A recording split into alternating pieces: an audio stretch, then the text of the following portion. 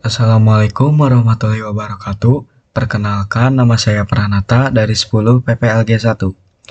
Nah, di kesempatan kali ini, saya akan mencoba membuat use case tentang website belanja tanaman. Nah, software yang saya gunakan ini adalah Draw.io. Sebelum itu, tujuan dari saya membuat use case ini adalah untuk melihat gambaran dari aplikasi yang ingin saya buat sebelum benar-benar di-coding. Nah, sebelum itu, kita tambahkan aktor terlebih dahulu. Di use case saya ada 3 aktor. Untuk menambahkan aktor, kita ke kiri samping. Yang ini. Nah, kita pindahkan ke samping kiri. Lalu kita ganti nama menjadi pembeli. Karena aktor pertama yang saya punya adalah pembeli. Lalu untuk aktor kedua,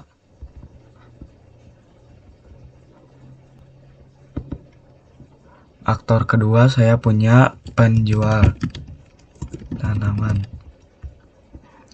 Lalu aktor ketiga yaitu sistemnya. Kita beri nama sistem. Nah, seperti ini. Kita taruh di samping saja. Nah, kalau sudah membuat sistem boundary dan aktornya, kita langsung saja membuat use case-nya. Pertama-tama kita membuat use case untuk pembeli dulu. Kita taruh di sini lalu sesuaikan. Pertama-tama pembeli akan membuka link. Nah, setelah membuka link, pembeli akan melakukan login ke website.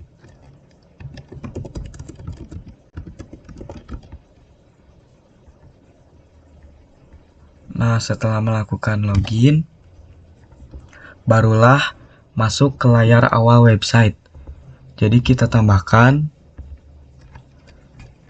masuk ke tampilan awal website. Nah, seperti ini. Kalau sudah seperti ini, kita tinggal kait-kaitkan ke aktornya saja. Contoh, ini pembeli. Saya akan kaitkan ke membuka link dan login. Tinggal di drag saja ke use case-nya. Lalu sesuaikan.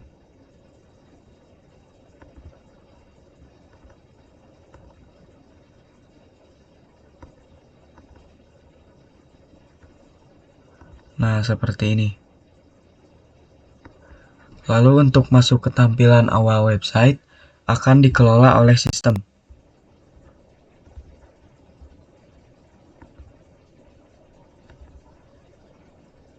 Nah, seperti ini. Kita pindahkan sistemnya ke atas saja biar tidak rumit.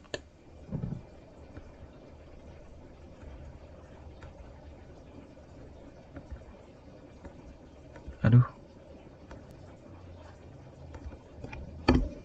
Nah, kalau sudah seperti ini tinggal disesuaikan. Nah, kalau sudah seperti ini, kita buat use case selanjutnya. Kalau sudah masuk ke tampilan awal, pembeli langsung bisa melihat-lihat produk.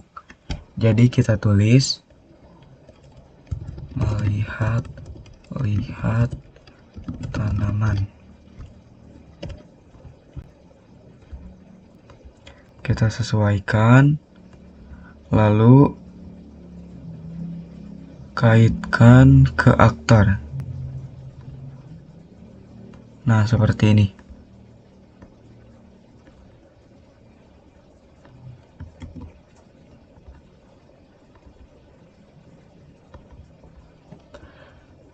Use case selanjutnya adalah jika sudah melihat-lihat tanaman, pembeli langsung dapat menanyakan ke penjual seperti spesifikasi tanamannya, kayak warnanya, baunya, sama cara perawatannya.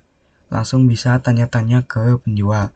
Jadi kita tulis di sini menanyakan spesifikasi. Nah, seperti ini. Lalu kita kaitkan ke pembeli dan ke penjual karena ada interaksi di antara mereka.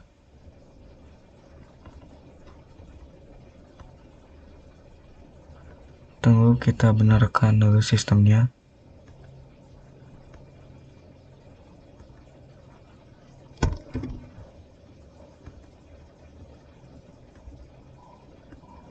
Nah, seperti ini. Nah, kalau sudah menanyakan spesifikasi, pembeli langsung dapat membeli produk. Jadi, kita tambahkan use case. Membeli produk. Membeli. Atau mungkin ini. Melakukan pembelian.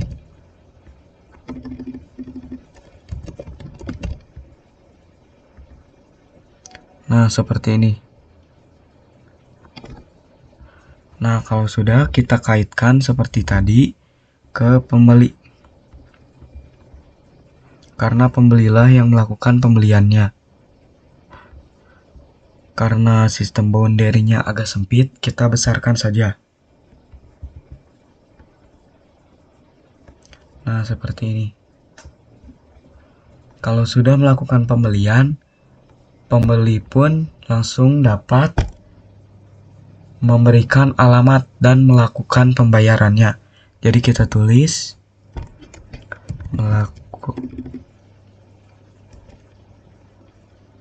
memberikan alamat dan melakukan pembayaran. Seperti ini. Lalu kita sesuaikan dan kaitkan lagi ke pembeli. Sebentar.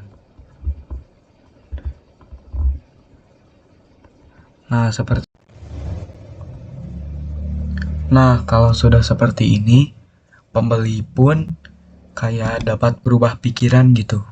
Kayak misalnya membatalkan pesanan. Jadi kita tambahkan fitur melakukan pembatalan.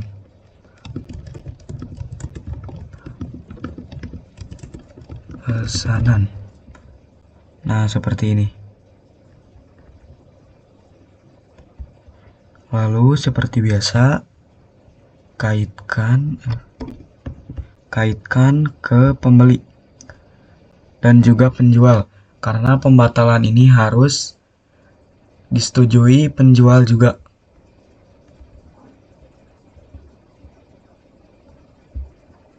Nah, seperti ini. Lanjut, kita perbesar sistem boundary-nya. Kalau sudah seperti ini, fitur pembeli sudah terasa cukup. Nah, kita buat fitur untuk penjual tanamannya, yaitu penjual tanaman juga bisa menambah produk baru.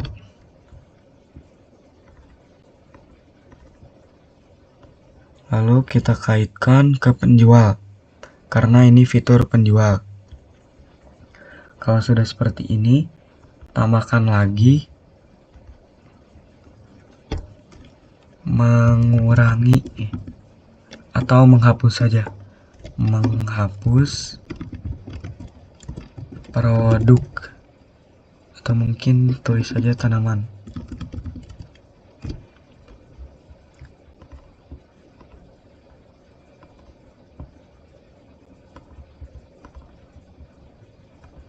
Nah, seperti ini.